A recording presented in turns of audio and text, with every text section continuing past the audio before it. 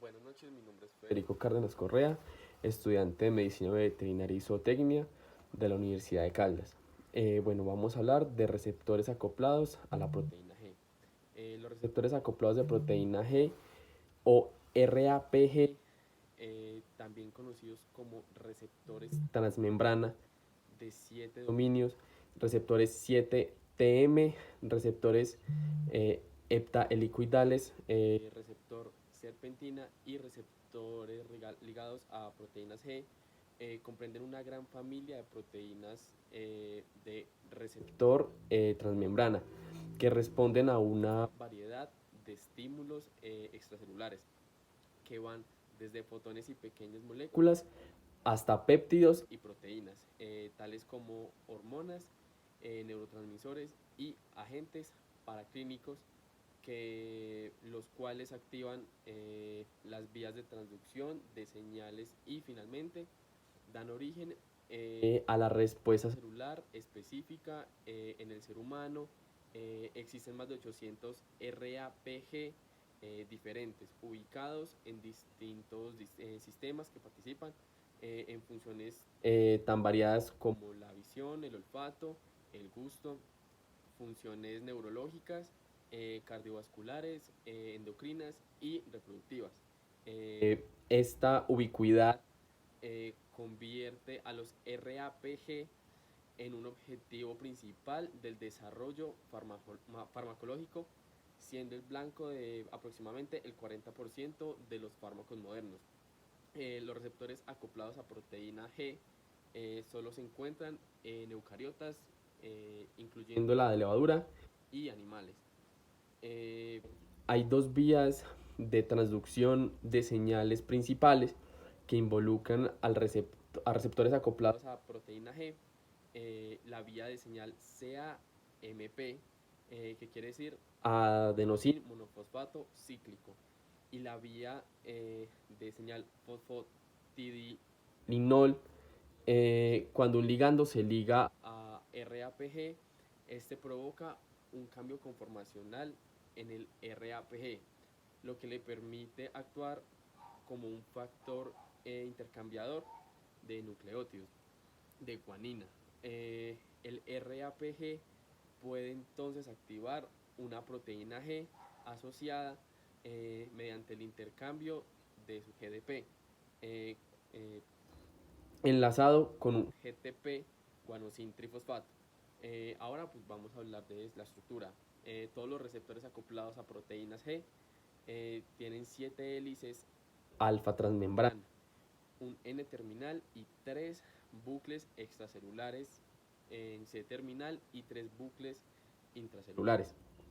No son estructuras rígidas que alternen solo dos estados, una conformación activa unida al ligando y una desactiva sin el ligando.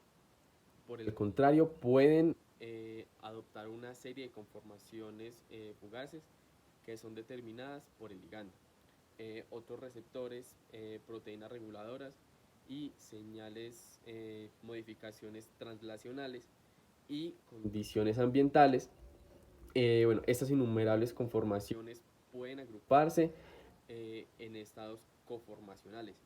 También son conocidos como receptores 7TM y en serpentina, debido a la relación incluida en la membrana que asoma 7 veces.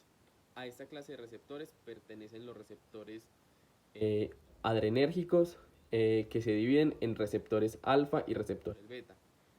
Ahora pues vamos a hablar de las funciones. En los receptores acoplados a proteínas G, activados por una señal externa en forma de un ligando u otro mediador de señal. Esto crea un cambio conformacional en el receptor, que a nivel intracelular se acompaña de unión o acoplamiento de una proteína G. El efecto intracelular depende del tipo de proteína G. La subunidad alfa de la proteína G junto con el GTP enlazado puede entonces disociarse de las subunidades beta y gamma para afectar aún más las proteínas de señalización y intracelular. o dirigirse directamente a las proteínas funcionales dependiendo del tipo de subunidad alfa. En primer lugar, el ligando se une al receptor en su región N-terminal. Luego al receptor se une a proteínas G en las regiones internas. La región C-terminal desempeña un papel fundamental en el reconocimiento de esa proteína G. Así se activa el mecanismo protector y se varían los niveles de mensajero.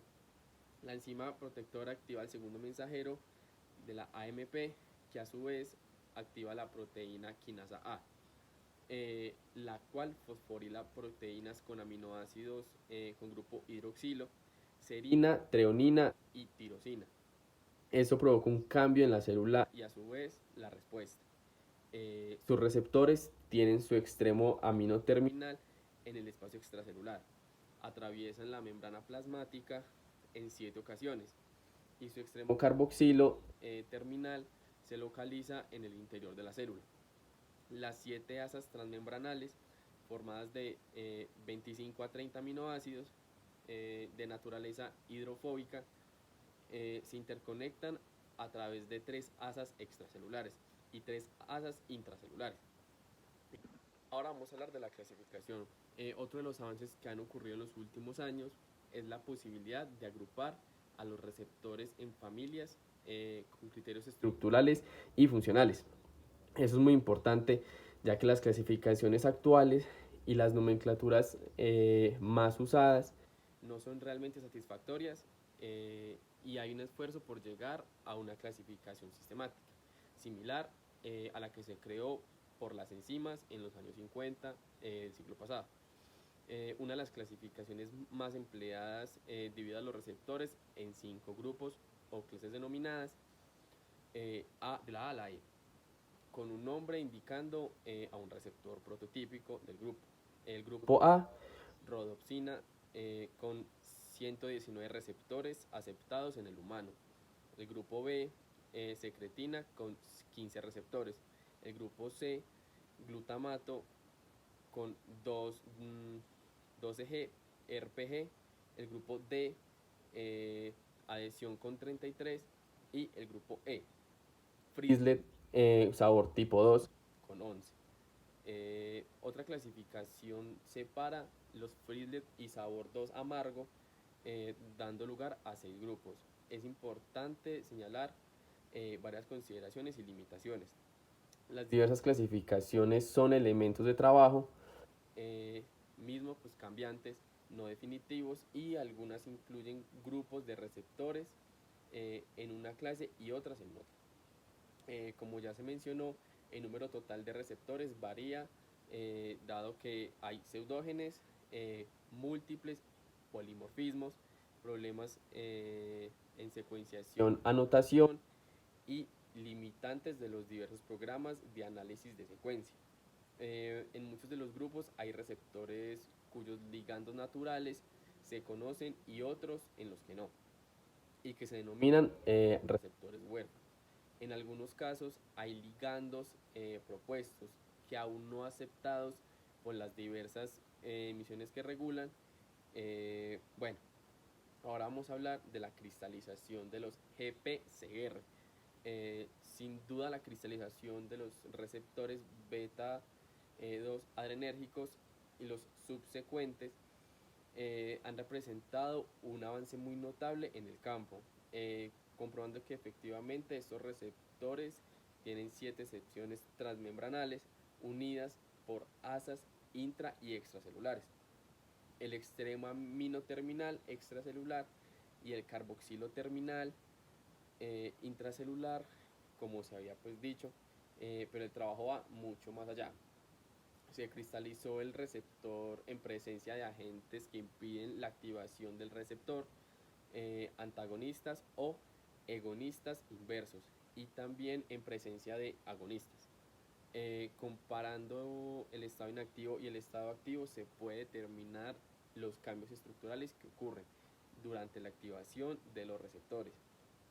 Las porciones superiores de los segmentos transmembranales del receptor, cercanas al exterior de la célula, y se acercan unas a otras en forma discreta, bajo la acción del agonista. El antagonista favorece el reacomodo de residuos y las transmembranales. Esto va acompañado de un cambio opuesto y mucho más marcado en la porción distal del receptor, es decir, en las zonas de los segmentos transmembranales cercanos al citoplasma. En términos coloquiales, podemos decir que el receptor se aprieta a su cara cercana al exterior celular y se relaja en la zona cercana al citoplasma. Ello ocasiona que en alguna de las hélices de la subunidad alfa en las proteínas G se introduzca el receptor. Bueno, vamos a hablar de los receptores y farmacodinamia. La farmacodinamia es la rama de la farmacología que se encarga de estudiar los mecanismos de acción de los fármacos a nivel celular, moleculares y submoleculares. Es decir, en la rama de la farmacología más estrechamente cercana con la bioquímica y cuyos químicos son difíciles de establecer. Para la mayoría de los médicos y docentes del área biomédica actual, la formación pues, sobre la farmacodinamia es de los receptores, fue bastante simple. Bueno, alfa, agonistas y agentes que activan a los receptores, y beta, antagonistas, agentes que forman competitiva o no competitiva, impiden la activación de los receptores. Esta visión simplista se irá modificando en forma muy importante en los próximos años. Durante muchos años se pensó que los receptores y en particular los GTPCR eran entidades que se encontraban en estado apagado o inactivo, en condiciones basales, o que se activan por los agonistas sintéticos con la posibilidad de sobreexpresar receptores en sistemas celulares. El modelo pues, fue claro que esos receptores poseen ciertas actividades, propiedades constitutivas. Los agentes que abaten tanto la constitución pues, de ellas con la estimulada con los agonistas. Se les denomina agonistas inversos. Podemos pensar que pasamos de un modelo transicional del receptor de inactivo a activo, y asimismo incluye receptores con actividad constitutiva. El antagonista clásico es un agente que por sí mismo no impide la actividad endógena de los receptores, pero que es capaz de impedir cambios conformacionales indicados por los agonistas. Los receptores alfa 1D adrenérgicos son de los GPCR más importantes en el mantenimiento de la tensión arterial. Participan en la génesis, hipertensión y en el mantenimiento de tono vascular. Hace algunos años se reporta que este subtipo de receptor adrenérgico tiene actividad intrínseca y que algunos de los antagonistas de uso cotidiano son en realidad agonistas inversos. Por otro lado, la mayoría de bloqueadores beta adrenérgicos, incluido el clásico propranolol, son en realidad agonistas inversos.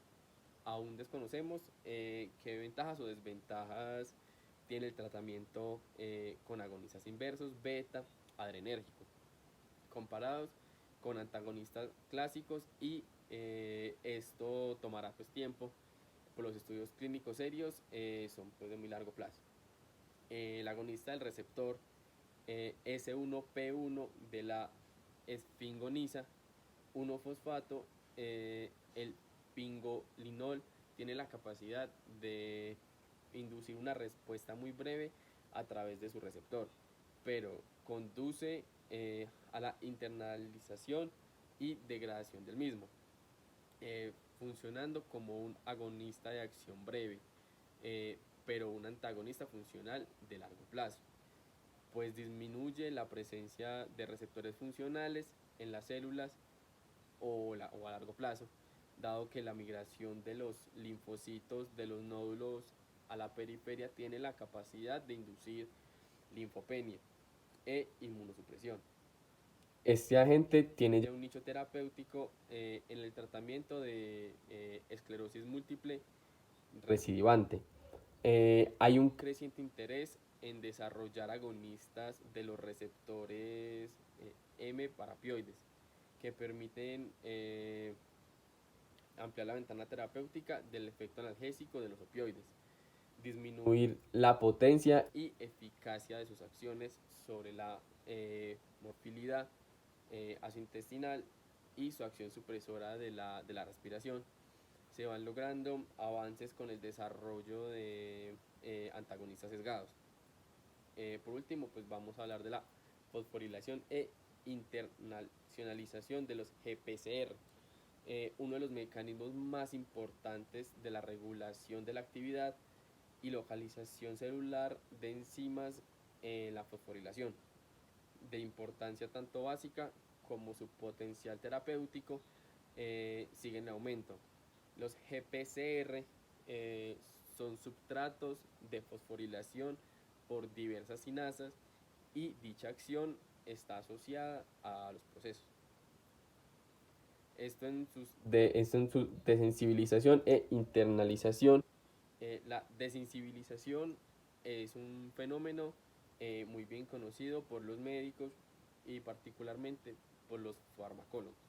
Está bien conocida la disminución de la respuesta de un agente expuesto de una o más aplicaciones. El caso más dramático es el que ocurre en las unidades de urgencias o terapia intensiva, cuando un paciente presenta un paro cardíaco que requiere la aplicación de adrenalina. Frecuentemente el paciente recupera el ritmo después de su aplicación. Desafortunadamente, si se requiere otras aplicaciones, la respuesta es cada vez menor. Sin embargo, hay que precisar que la desensibilización y la resensibilización de los GPCR no son fenómenos farmacólogos que forman parte del ajuste que todas nuestras células tienen a las estimulaciones.